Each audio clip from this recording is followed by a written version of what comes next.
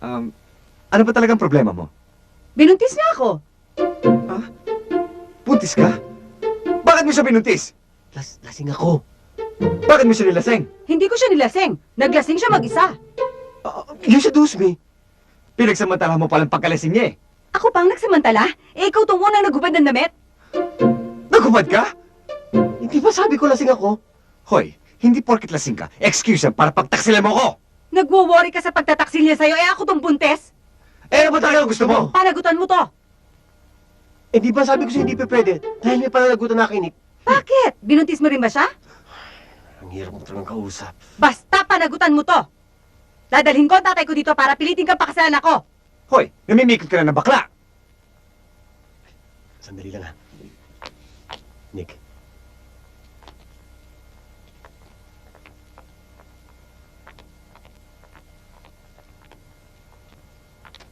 Hindi ko akalain na playboy ka na pala ngayon.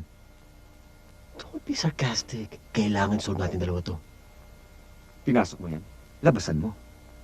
Han. Huwag mo akong mahanhanip ka! Okay, ano gagawin natin? Baka ito na yung chance na magkaroon tayo ng baby. Kesa mag-adapt tayo, at least ito akin. Ano pa kakasala mo siya? Ron, usapan lang naman natin noon. Maghahanap tayo ng baby na aampunin natin. Hindi ko sinabi kasama pati nanay. Baka pwede natin siyang kumbisihin pagkapanganak niya, ibigay sa atin ng baby.